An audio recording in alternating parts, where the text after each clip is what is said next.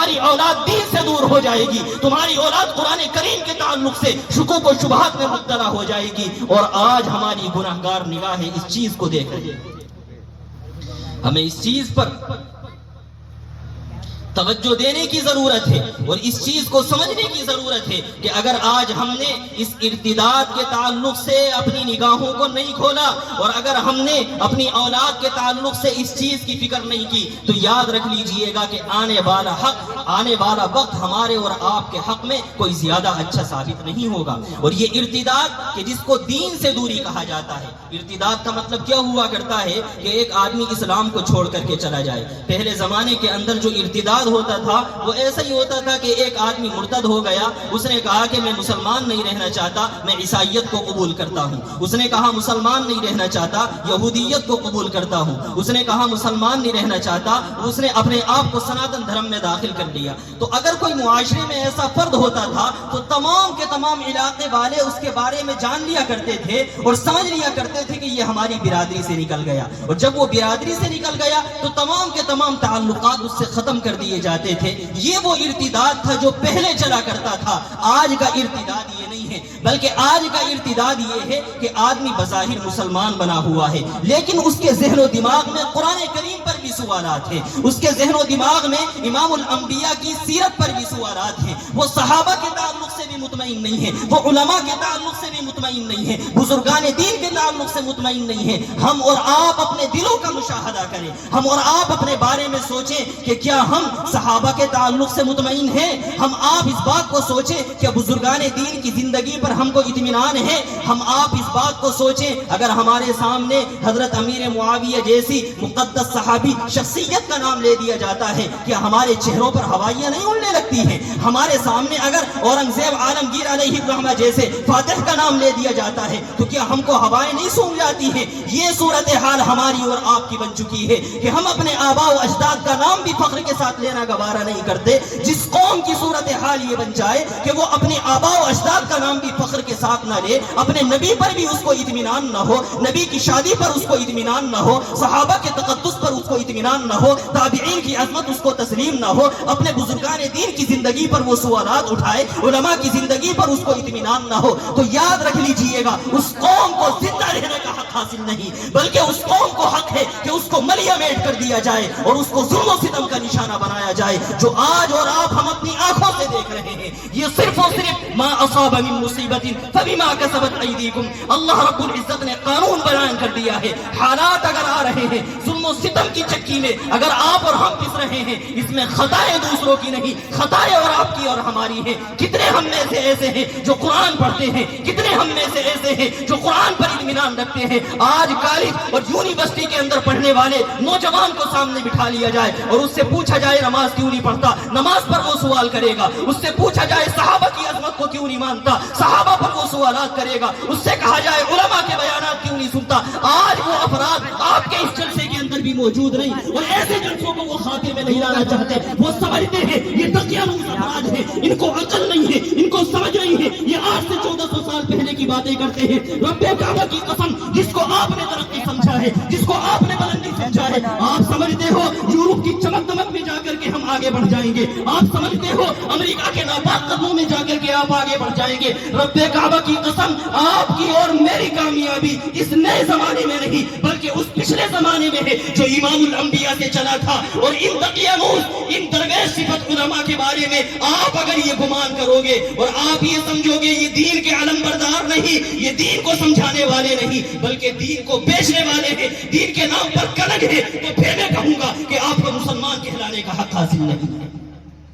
قرآن کریم کی تشریح کرنے والوں پر ہم کو اطمینان نہیں۔ کہاں چلی گئی ہماری عقل، کہاں چلی گئی ہماری سوچ؟ آج ہم ذہنی انحطاط کا شکار ہو چکے ہیں۔ ایک باپ کے سامنے اس کا بیٹا اس پر سوال اٹھاتا ہے، باپ کے دل میں کبھی افسوس نہیں ہوتا کہ میرا بیٹا کیوں سوال اٹھا رہا ہے۔ کالج میں پڑھنے والی لڑکی ہوتی ہے، وہ کسی غیر مسلم سے دوستی کرتی ہے، باپ کے چہرے پر کبھی جھریاں نہیں پڑتی۔ اگر آج ہم نے اسی غفلت کے ساتھ اپنے وقت کو گزار لیا تو یاد رکھ لیجئے گا کہ آنے والا وقت ہمارے حق میں مفید نہیں ہو سکتا ہے، کارآمد نہیں ہو سکتا ہے۔ اس وقت ضرورت ہے کہ ہم نے جو غلط قدم رکھ لیے ہیں ان غلط قدموں سے ہم واپس آئیں اور پیچھے لوٹیں، اور اتنے پیچھے لوٹ جائیں کہ امام الانبیاء جناب محمد الرسول اللہ صلی اللہ علیہ وسلم کے قدموں میں جائیں، 1400 سال پیچھے پہنچے اور امام الانبیاء سے معلوم کریں، یا رسول اللہ آپ جس دین کو لے کر کے آئے تھے، آپ تو ان صحابہ میں آئے تھے جو اونٹ کی مینگنیوں سے کھیلتے تھے، آپ تو ایسے لوگوں میں آئے تھے کہ جو چھوٹی چھوٹی باتوں پر 40 سال لڑ جایا کرتے تھے، آپ ایسے لوگوں میں آئے تھے کہ اگر کسی کی بکری نے کسی کے دوسرے کھیت میں منہ مار لیا ان میں آپس میں تلواریں نکل جایا کرتی تھی، یا رسول اللہ آپ نے ایسے معاشرے کو کس طریقے سے عظمت عطا فرمائی ہے، آپ نے ایسے معاشرے کو رضی اللہ عنہم ورضوا عنہ کا لقب اللہ رب العزت کی طرف سے کیسے دلایا ہے، آپ نے ایسے معاشرے کو اولئک هم الفائزون کا اعزاز کیسے اللہ تعالیٰ کی طرف سے دلایا ہے۔ ضرورت ہے امام الانبیاء جناب محمد الرسول اللہ صلی اللہ علیہ وسلم کے قدموں میں پہنچے اور آپ کی بارگاہ میں پہنچے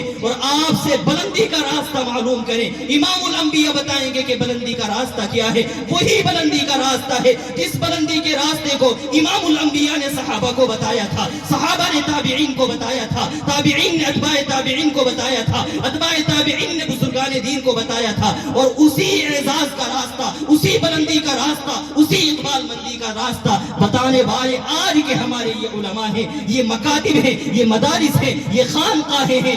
اگر ہم ان مدارس سے، ان مکاتب سے، ان خانقاہوں سے کٹ جائیں تو ہمارے پاس دین کے اور اسلام کے لیے رہنے والی کوئی چیز باقی نہیں رہتی ہے۔ ایک بات میں انتہائی افسوس کے ساتھ کہنا چاہوں گا کہ دنیا کے اندر اس وقت اگر کوئی ایسی قوم آباد ہے کہ جس کو اپنے سرپرستوں پر اعتماد نہیں ہے، جس کو اپنی بنیادی چیزوں پر اعتماد نہیں ہے، وہ قوم آپ کی اور ہماری دنیا کے اندر بس رہی ہے کہ ہم کو اپنی بزرگ ترین شخصیات پر بھی اعتماد نہیں، ہم کو اپنے مکاتب مدارس کے اوپر بھی اعتماد نہیں۔ ہم نے اگر اس روش سے اپنے آپ کو نہیں ہٹایا تو ہمارے بچے ارتداد سے محفوظ نہیں رہ سکتے ہیں، ہمارے بچے عن قریب اپنے اسلام کو سلام کر جائیں گے، اپنے اسلام کو چھوڑ جائیں گے۔ اگر ہم نے ان کی دینداری کی فکر نہیں کی تو یاد رکھ لیجئے گا کہ یہ ہمارے لیے انتہائی نقصان دہ ثابت ہونے والی چیز ہے۔ اس چیز کے تعلق سے کہ کہیں ہمارا آخری وقت اسلام پر ختم نہ ہو، ایسا نہ ہو کہ آخری وقت میں ہم کو کلمہ نصیب نہ ہو، اس چیز کے تعلق سے امام الانبیاء جناب محمد الرسول اللہ صلی اللہ علیہ وسلم کے صحابہ بھی ڈرتے تھے، بلکہ امام الانبیاء کی حدیث نہ آپ کو سناؤں، امام الانبیاء جناب محمد الرسول اللہ صلی اللہ علیہ وسلم دعا کیا کرتے تھے، اللہم ثبت قلبی علی دینک، الہ العالمین اپنے دین کے اوپر میرے دل کو جما دینا۔ ایک مرتبہ حضرت ام سلمہ نے معلوم کیا کہ یا رسول اللہ آپ تو خود نبی ہیں، آپ کیوں اللہ تعالیٰ سے یہ دعا مانگتے ہیں کہ دین پر اللہ تعالیٰ آپ کے دل کو جما دے؟ امام الانبیاء جناب محمد الرسول اللہ صلی اللہ علیہ وسلم نے فرمایا تھا کہ دراصل یہ دن اللہ رب العزت کی 2 انگلیوں کے درمیان ہوتا ہے، اللہ تعالیٰ جب چاہتا ہے اس دل کو پلٹ دیتا ہے، اللہ تعالیٰ اس دل کو پلٹ دے تو انسان ہدایت پر نہیں بلکہ گمراہی پر چلے جائے گا۔ اس لیے میں اللہ تعالیٰ سے مانگتا ہوں الہ العالمین میرے دل کو ایمان کے اوپر، اسلام کے اوپر، اپنے پسندیدہ دین کے اوپر جمائے رکھنا۔ امام الانبیاء جناب محمد الرسول اللہ صلی اللہ علیہ وسلم کے ہم صحابہ کو دیکھتے ہیں، ایک صحابی ہیں حضرت حنظلہ رضی اللہ تعالیٰ عنہ، ایک مرتبہ اپنے گھر سے نکلے، راستے سے گزرے ہوئے جا رہے تھے، روتے ہوئے جا رہے تھے،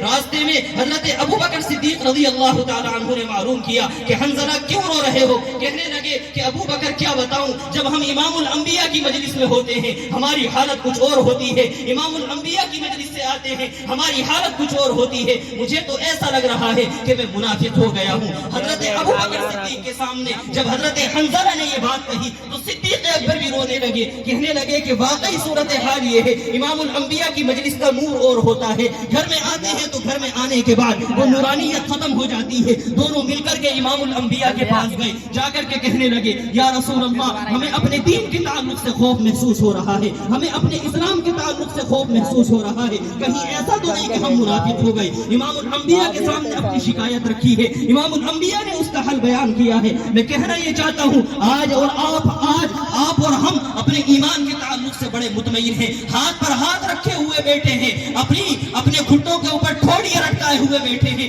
کہ ہمیں اپنے ایمان کے تعلق سے فکر مند ہونے کی ضرورت نہیں۔ جس ایمان کے تعلق سے حضرت ابراہیم بے چین رہے ہوں، حضرت یوسف بے چین رہے ہوں، حضرت یعقوب بے چین رہے ہوں، امام الانبیاء بے چین رہے ہوں، حضرت ابوبکر صدیق بے چین رہے ہوں، آج ہم نے اس ایمان کے تعلق سے فکر مندی کو ختم کر دیا ہے۔ آپ اگلی بات سنیے گا، حضرت عمر فاروق رضی اللہ تعالی عنہ کا آپ نے نام سنا ہوگا۔ فاروق اعظم ایک مرتبہ جا رہے تھے، معلوم ہوا کہ ایک صحابی کا انتقال ہو گیا، ایک شخص کا انتقال ہو گیا۔ فاروق اعظم نماز جنازہ پڑھنے کے لیے جب آگے بڑھے تو وہاں پر ایک صحابی کھڑے ہوئے تھے جن کا نام حضرت حذیفہ ابن الیمان تھا۔ یہ وہ صحابی تھے کہ جنہیں امام الانبیاء جناب محمد الرسول اللہ صلی اللہ علیہ وسلم نے بہت سی راز کی باتیں بتا رکھی تھی، اور آپ علیہ السلام نے حضرت حذیفہ رضی اللہ تعالیٰ عنہ کو بتا رکھا تھا کہ اس وقت مدینہ منورہ کے اندر کتنے منافق موجود ہیں جو بظاہر مسلمان بنے ہوئے تھے لیکن حقیقتاً وہ مسلمان نہیں بلکہ منافق تھے۔ حضرت عمر فاروق رضی اللہ تعالیٰ عنہ کو اطلاع ہوئی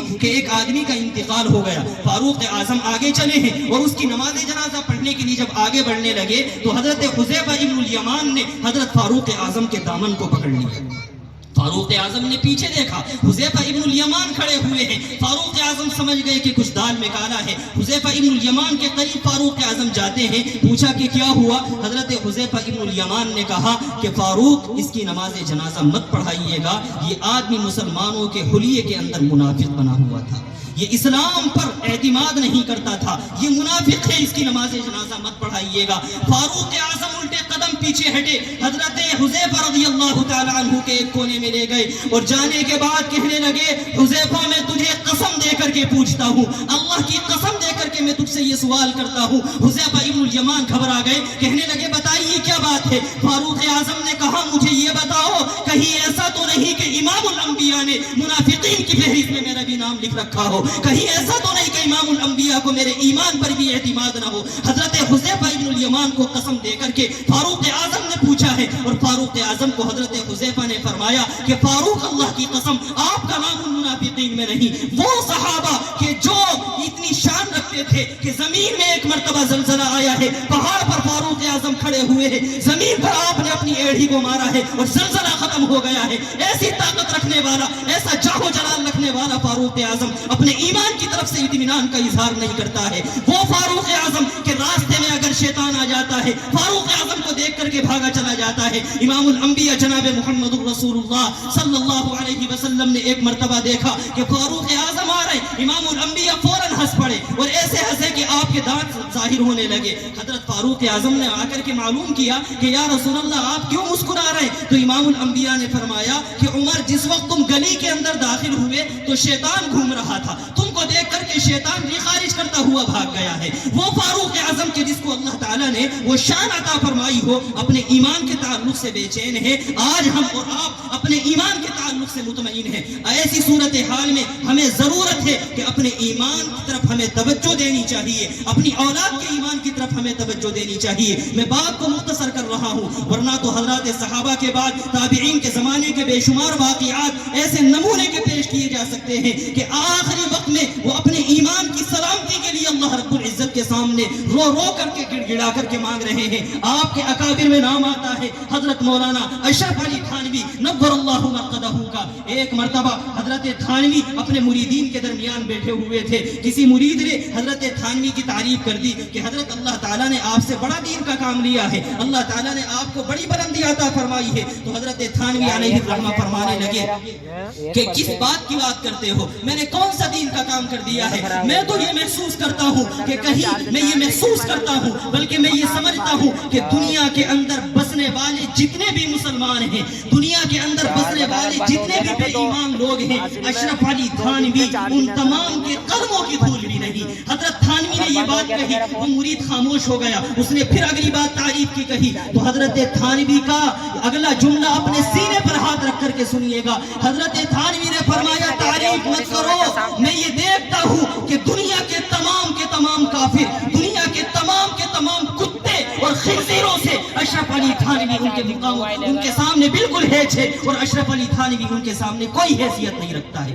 مرید گھبرا گیا کہ حضرت آپ اپنے آپ کو کتے اور خنزیر سے نیچا کہتے ہیں۔ حضرت تھانوی نے فرمایا کہ اگر میرا خاتمہ ایمان کے اوپر نہ ہو تو میرا شمار کتوں میں بھی اور خنزیروں میں بھی نہیں ہوگا۔ تو حضرت تھانوی علیہ الرحمہ نے یہ جو جملہ ارشاد فرمایا تھا، اسی لیے ارشاد فرمایا تھا کہ کہیں ایسا نہ ہو کہ آخری وقت میں میرا خاتمہ ایمان پر نہ ہو۔ تو کتا تو ایسا نہیں کہ وہ جہنم میں چلا جائے، خنزیر تو ایسا نہیں کہ جہنم میں چلا جائے، اور میں کہیں ایسا نہ ہوں کہ میں جہنم میں چلا جاؤں۔ اس لیے حضرت تھانوی نے فرمایا کہ کتے اور خنزیر بھی پھر مجھ سے اعلیٰ ہوں گے۔ اور پھر اگلی بات آپ نے فرمائی کہ اگر کل قیامت کے دن جہاں پر جنتیوں کی جوتیاں رکھی ہوئی ہوں گی، وہ جگہ بھی اللہ رب العزت اگر اشرف علی تھانوی کو عطا فرما دے تو اس کی مغفرت کے لیے یہی چیز کافی۔ کون اشرف علی تھانوی؟ جناب عالی، جتنے بھی آپ کو ہندوستان بر صغیر میں مدارس، مکاتب، خانقاہیں، کتاب علم نظر آ رہا ہے نا اردو کی شکل میں، یہ جتنے علماء اردو کو میں نے چھوٹا جملہ بول دیا عربی کی شکل میں، فقہا کو فقاہت اور مفتیان کرام کو فقاہت جہاں سے ملتی ہے، حدیث کی روشنی جہاں سے حاصل ہوتی ہے، اور تصوف کے سلسلے کو کسی نے اگر پاکیزہ بنایا ہے اور اس کی نشأت ثانیہ کی ہے، وہ حکیم الامت حضرت تھانوی نور اللہ مرقدہ کی ذات گرامی ہے، تو وہ اتنی اعلیٰ شان رکھنے والی شخصیت اپنے ایمان کے تعلق سے اتنی بے چین ہے، ہم اور آپ اپنے ایمان کے تعلق سے بڑے مطمئن ہیں۔ امام الانبیاء جناب محمد الرسول اللہ صلی اللہ علیہ وسلم نے قیامت کے قریب کی علامتیں بیان کرتے ہوئے ارشاد فرمایا تھا کہ لوگوں، ایک وقت میں ایسا زمانہ آئے گا کہ دنیا کے تمام کافر اکٹھے ہو کر کے جس طریقے سے ایک آدمی دسترخوان بچھاتا ہے اور دسترخوان پر کھانا لگا دیا جاتا ہے اور دسترخوان پر کھانا کھانے کے لیے لوگوں کو بلایا جاتا ہے کہ آپ بھی آ جائیے، آپ بھی کھانا کھانے کے لیے آ جائیے۔ امام الانبیاء فرماتے ہیں کہ قیامت کے قریب ایک ایسا زمانہ آئے گا کہ لوگ مسلمانوں کو ہلاک کرنے کے لیے، ان کو برباد کرنے کے لیے، ان کے ایمان، ان کے اسلام کو چھیننے کے لیے، قرآن کریم سے ان کو برگشتہ کرنے کے لیے، نبی کی سنتوں سے ان کو ہٹانے کے لیے لوگ آپس میں ایک دوسرے کافر کو اس طریقے سے دعوت دیں گے جیسا کہ دسترخوان پر کھانے کے لیے دعوت دی جاتی ہے۔ صحابہ رضوان اللہ تعالی علیہم اجمعین کے سامنے جب امام الانبیاء نے قیامت کے قریب کی منظر کشی کی کہ قیامت کے قریب ایسی صورتحال ہوگی کہ مسلمانوں سے اسلام کو چھینا جائے گا، قرآن کو چھینا جائے گا، حدیث سے اعتماد کو ختم کیا جائے گا، تو آپ علیہ الصلوۃ والسلام کے صحابہ نے معلوم کیا کہ یا رسول اللہ، وہ جو زمانہ ہوگا کہیں ایسا تو نہیں کہ مسلمانوں کی تعداد اس زمانے میں بہت کم ہو؟ صحابہ نے سوال کیا۔ امام الانبیاء جناب محمد الرسول اللہ صلی اللہ علیہ وسلم نے بیان فرمایا کہ نہیں صحابہ، میری اس بات کو سنو کہ اس زمانے میں مسلمانوں کی تعداد کم نہیں ہوگی، ہزاروں لاکھوں کی شکل میں اس زمانے میں مسلمان موجود ہوں گے، لیکن ان کے دل و دماغ پر دنیا کی محبت چھا گئی ہوگی کہ جس کی وجہ سے دنیا والے لوگ ان کے ایمان کو، ان کے اسلام کو، ان کے قرآن کو اور ان کو نبی کی سنتوں سے برگشتہ کرنے کی اور ہٹانے کی کوشش کریں گے۔ یہ قیامت کے قریب کی منظر کشی امام الانبیاء جناب محمد الرسول اللہ صلی اللہ علیہ وسلم نے کی ہے۔ آج ہم اور آپ اپنی آنکھوں سے اس وقت کو دیکھ سکتے ہیں کہ آج دنیا کے اندر رہنے والے وہ تمام کے تمام افراد جو اسلام سے تعلق نہیں رکھتے، چاہے وہ عیسائی ہوں، چاہے وہ یہودی ہوں، چاہے وہ مجوسی ہوں یا بت پرست ہوں یا اس کے علاوہ کسی دوسرے مذہب کو ماننے والے ہوں، وہ آپ سے آپ کے قرآن کو چھیننا چاہتے ہیں، آپ سے آپ کے نبی کی سنتوں کو چھیننا چاہتے ہیں، نبی کی سنتوں کو مٹانا چاہتے ہیں، آپ کے بچوں کے دلوں سے ایمان نکالنا چاہتے ہیں، وہ یہ چاہتے ہیں کہ ان کو کافر بنا دیا جائے۔ آپ اس خام خیالی میں اور اس کچے خیال میں لگے ہوئے ہیں کہ دیوالی آئے گی، دیولہ جلا دیں گے، ان کو راضی کر لیں گے۔ آپ اس خیال میں لگے ہوئے ہیں کہ اس زمانے کے اندر ایک کوئی ان کا تہوار آئے گا اور ہم بھی رنگ کھیل کر کے ان کو آپس میں منا لیں گے۔ جناب عالی قرآن کریم اعلان کر چکا ہے وَلَن تَرْضَىٰ عَنْكَ الْيَهُودُ وَلَا النَّصَارَىٰ حَتَّىٰ تَتَّبِعَ مِلَّتَهُمْ، یہ تم سے راضی ہو ہی نہیں سکتے، اس وقت راضی ہوں گے جب تم کافر بن جاؤ۔ قرآن کریم کہتا ہے وَدُّوا لَوْ تَكْفُرُونَ كَمَا كَفَرُوا، جیسے یہ خود کافر ہیں ایسے ہی تم کو کافر بنانا چاہتے ہیں۔ یہ تو قرآن کریم کا صاف اعلان ہے، تو ہم کس خام خیالی کے اندر مبتلا ہیں؟ آج ہم اور آپ اس خام خیالی میں، اس کچے خیال میں مبتلا ہو کر کے اپنے اسلام سے رفتہ رفتہ دور ہوتے چلے جا رہے ہیں، قرآن کریم کی تعلیم سے دور ہوتے چلے جا رہے ہیں، اور ہم نے اس کو مصلحت کا نام دے رکھا ہے، اور ہم نے اس کو خیر خواہی کا نام دے رکھا ہے، اور ہم نے اس کو آپس میں اتحاد اور محبت کا نام دے رکھا ہے۔ جناب عالی، اتحاد اور محبت کی ایک حد ہوتی ہے،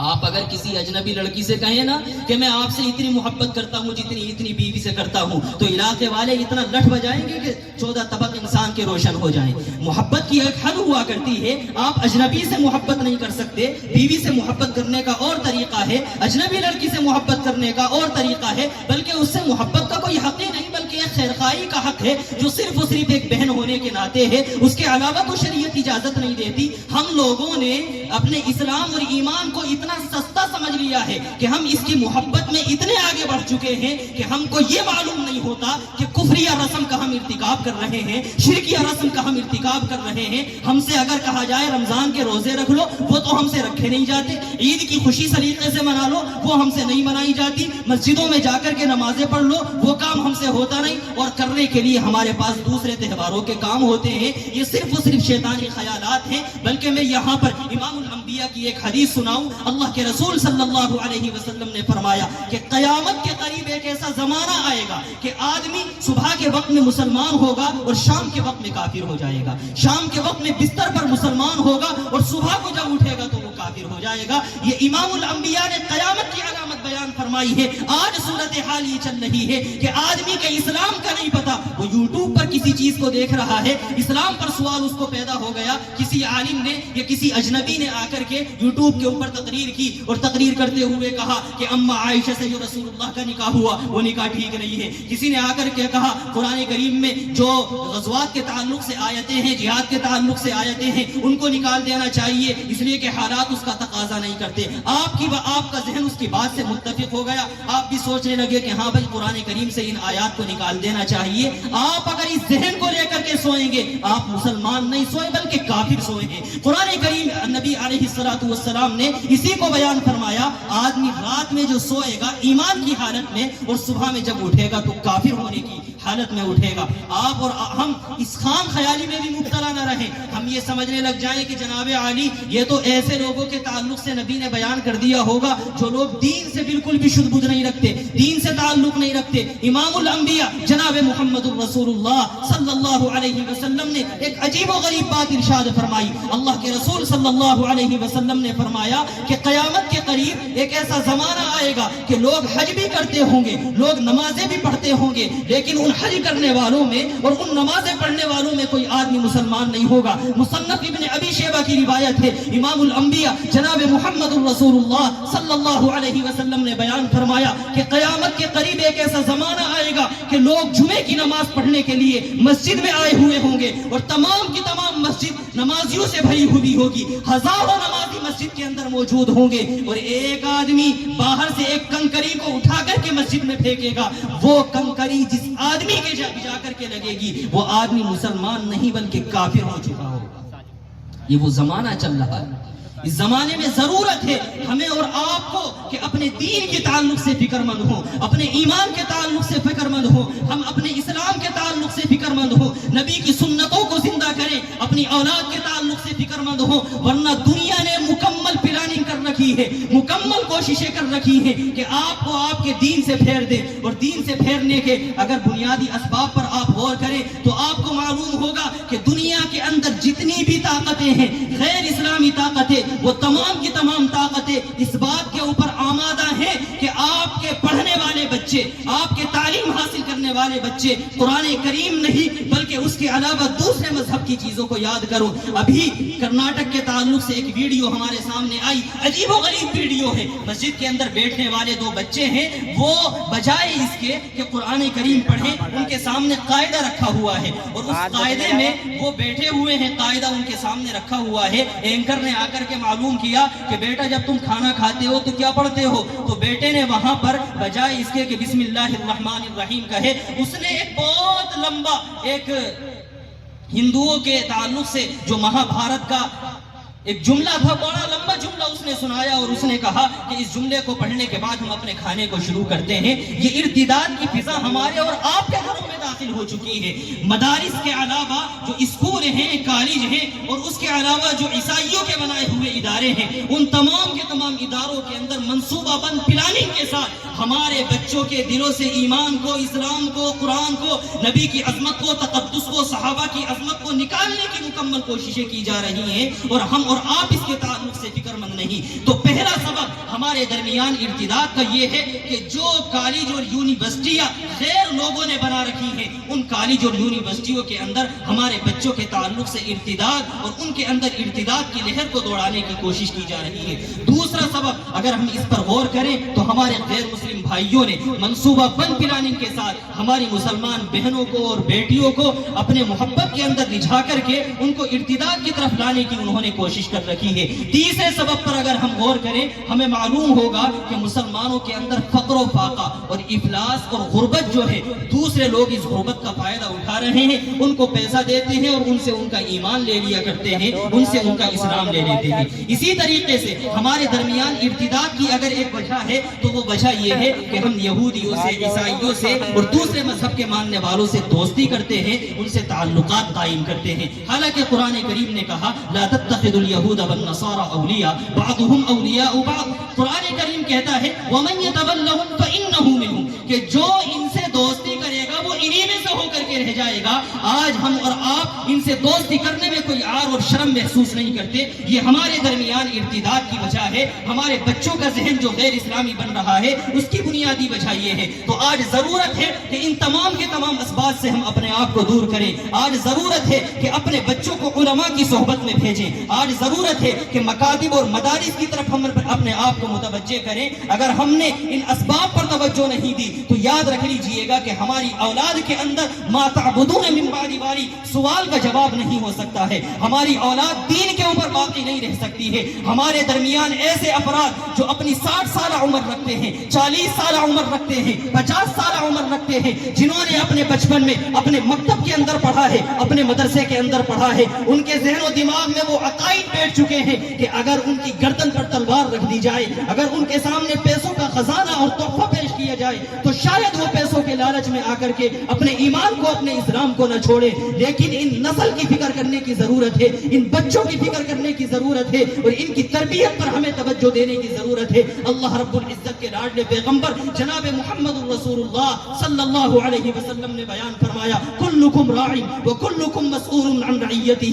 تم میں سے ہر ایک آدمی حاکم بنا ہوا ہے, تم میں سے ہر ایک آدمی سے اس کے ماتحتوں کے بارے میں سوال کیا جائے گا. اگر گھر کا ذمہ دار ہے اولاد کے بارے میں سوال ہوگا, گھر کا اگر بڑا بھائی ہے چھوٹے بھائیوں کے بارے میں سوال ہوگا, اگر شوہر ہے بیوی اور بہنوں کے بارے میں اس سے سوال ہوگا, بھائی ہے بہنوں کے تعلق سے سوال کیا جائے گا کہ ان کے ایمان کی, ان کے اسلام کی کیوں حفاظت نہیں کی تھی, تم نے اس چیز کے اوپر کیوں توجہ نہیں دی تھی. آج ہمیں اس چیز کے اوپر توجہ دینے کی ضرورت ہے. ہمارے نوجوان جو اس وقت دین کے بہت بڑے مضبوط علمبردار بن سکتے ہیں اور دین کے مضبوط سپاہی بن سکتے ہیں, دین کے مضبوط کھوٹے بن سکتے ہیں, آج وہ دین سے دور ہوتے چلے جا رہے ہیں. کتنے گیم ہمارے درمیان ایسے رائج ہو چکے ہیں کہ ان گیموں کو کھیلتے ہوئے ہمارے درمیان بتوں کی محبت ہمارے دلوں میں ڈالی جاتی ہے, ان کے سامنے سجدہ کرایا جاتا ہے, ان کے سامنے جھکا جاتا ہے, ان سے طاقت حاصل کی جاتی ہے. پب جی گیم کتنے ہمارے نوجوان کھیل رہے ہیں, فری فائر گیم کتنے ہمارے نوجوان کھیل رہے ہیں. فری فائر گیم کے اندر حضرت آدم کا کردار دکھایا گیا ہے,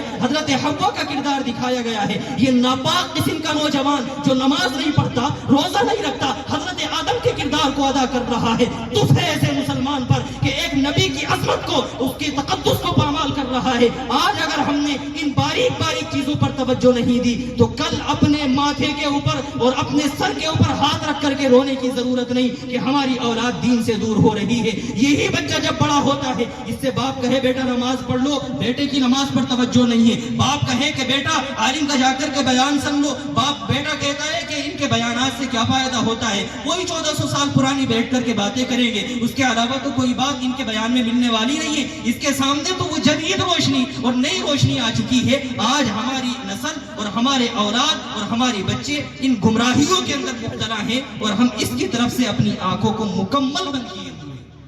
آج ضرورت ہے کہ اپنے بچوں کے تعلق سے, ان کے ایمان اور ان کے اسلام کے تعلق سے ہم فکر مند ہوں اور اس کے اوپر توجہ دیں. اور اس کی توجہ کے لیے بنیادی چیز, بہت اہم چیز جو میں آپ کے سامنے بیان کرنے لگا ہوں وہ یہ کہ ہمارے درمیان جو مسجدیں ہیں, ہمارے درمیان جو مدارس ہیں, ہمارے درمیان جو مکاتب ہیں, ان مسجدوں کی, ان مدارس کی, ان مکاتب کی ہم قدر کریں اور ان کی قدر ہی نہ کریں بلکہ ان کی بنیادوں کو مضبوط مضبوط کرنے کی کوشش کریں. ہم اور آپ اپنے پیسوں کو شادی بیاہوں کے اندر بہت لگا رہے ہیں. ہم اور آپ اپنے پیسے کو مکان کی تعمیرات میں بڑا خرچ کر رہے ہیں. کسی مسلمان کی شادی ہو جائے وہ بے تحاشا اس کے اندر پیسہ بہانے والا ہوتا ہے, اور اگر اس کو کہا جائے کہ مسجد کے اندر چندہ ہو رہا ہے آپ بھی کچھ دے دیں, تو وہ اپنی جیب سے 100 روپے نکالتے ہوئے ایک مدرس کے اوپر, ایک پڑھانے والے کے اوپر بڑا احسان کرتا ہے. وہ یہ سمجھتا ہے کہ اس پیسے سے یہ اپنی حفاظت کر رہے ہیں, اس پیسے سے یہ اپنا پیٹ پال رہے ہیں. جناب عالی, آپ کے چہرے پر اگر داڑھیاں ہیں, آپ کے سروں کے اوپر اگر ٹوپیاں ہیں, آپ اگر قال اللہ قال الرسول کا نعرہ لگا رہے ہیں, آپ اگر اپنا نام عبداللہ عبدالرحیم رکھے ہوئے ہیں, آپ کے یہاں اگر نماز جنازہ پڑھنے والے افراد ہیں, آپ کے یہاں قرآن کریم پڑھنے والے افراد ہیں, آپ کو اگر امامت کرنے والے افراد میں اثر ہے, رب کعبہ کی قسم ان مدارس کا تو فعل ہے, ان مکاتب کا تو فعل ہے. ہم نے اور آپ نے ان کو اپنا نوکر اور غلام سمجھ رکھا ہے. ہم یہ سمجھتے ہیں مدارس ان کی جاگیریں ہیں, مکاتب ان کی جاگیریں ہیں, قرآن اور حدیث پر بس انہی کا حق ہے, اس کے علاوہ ہمارا کوئی حق نہیں. میں یہ بات شروع میں کہہ چکا ہوں کہ جتنا حق ان مدارس کے اوپر, ان مکاتب کے اوپر, اس قرآن پر, نبی کی حدیث پر, صحابہ کے تقدس پر, ان علماء کا ہے, اتنا ہی حق آپ کا بنتا ہے. اور جتنا حق ان علماء کا بنتا ہے کہ یہ اس کی حفاظت کرے, اتنا ہی حق آپ کا بنتا ہے کہ آپ اس کی حفاظت کریں. اگر آپ نے اس کی حفاظت پر توجہ نہیں دی تو یاد رکھ لیجئے گا کہ ہندوستان کے حالات کو بدلنے میں زیادہ وقت نہیں لگ رہا ہے. ہندوستان کے حالات میں تبدیلی آنا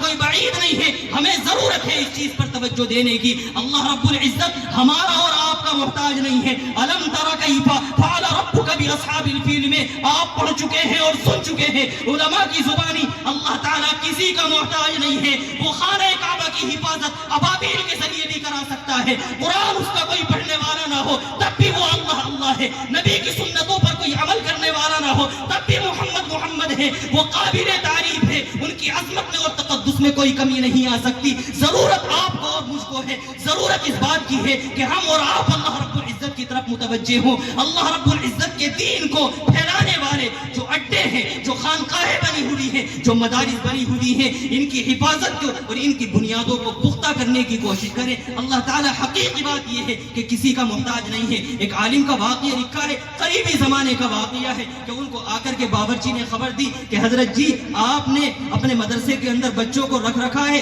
شام کا کھانا تو میں نے بنا دیا ہے, لیکن صبح کے ناشتے کے لیے کوئی چیز باقی نہیں رہی. بچے صبح کا ناشتہ کیسے کریں گے؟ باورچی نے آ کر کے حضرت جی کو اطلاع دی. حضرت جی اپنے دفتر میں بیٹھے ہوئے تھے, کہنے لگے کہ جناب عالی مجھ کو کیوں اطلاع دے رہے ہو؟ یہ تو سب اللہ کے رسول صلی اللہ علیہ وسلم کے مہمان ہیں. اللہ رب العزت خود ان کی حفاظت کا انتظام کرے گا, خود ان کے ناشتے کا انتظام کرے گا. باورچی یہ کہہ کر کے چلا جاتا ہے. رات کے آخری پہر میں یہ حضرت جی جو درویش صفت ہے, اللہ کا ولی ہے, اپنے بستر سے نکلتا ہے, ایک طالب علم کی ٹوٹی ہوئی جوتی اٹھاتا ہے, اور اٹھانے کے بعد مسجد میں جا کر کے اس جوتی کو اپنے سر پر رکھ کر کے کہتا ہے, الہ العالمین تیرے لاڈلے پیغمبر کے مہمان ہیں, الہ العالمین تجھے تیری جاہو جلالت کا واسطہ, الہ العالمین تجھے امام الانبیاء کے تقدس کا واسطہ, امام الانبیاء کی عظمت کا واسطہ, الہ العالمین ان بچوں کے لیے راشن کا انتظام نہیں ہے, صبح کا ناشتہ دینے والا تو ہے, خزانہ غیب سے پردے کھول دے. یہ عالم وہاں پر بیٹھ کر کے رو رہا ہے. رات کے 3 بج رہے ہیں,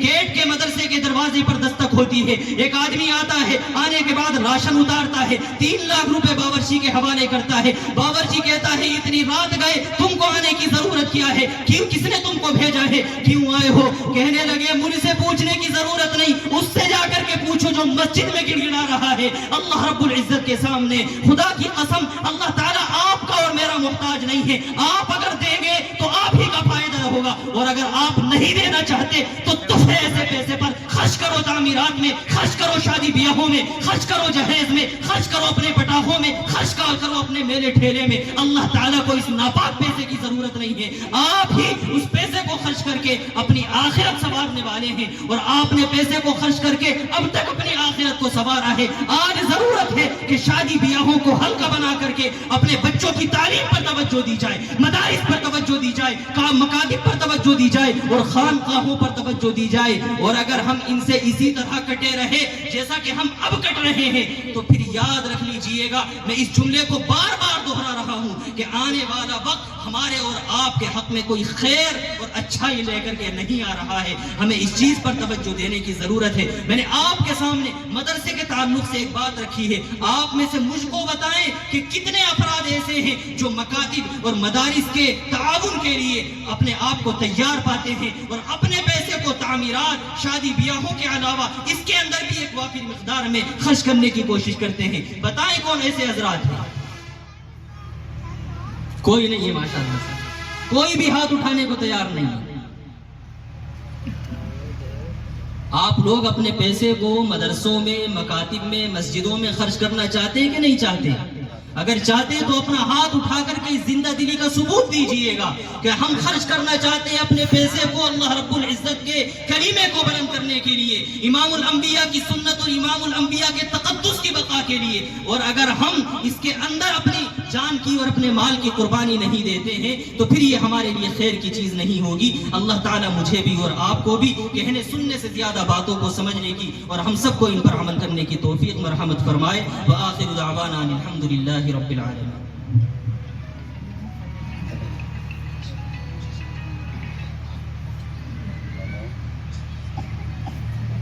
Hello.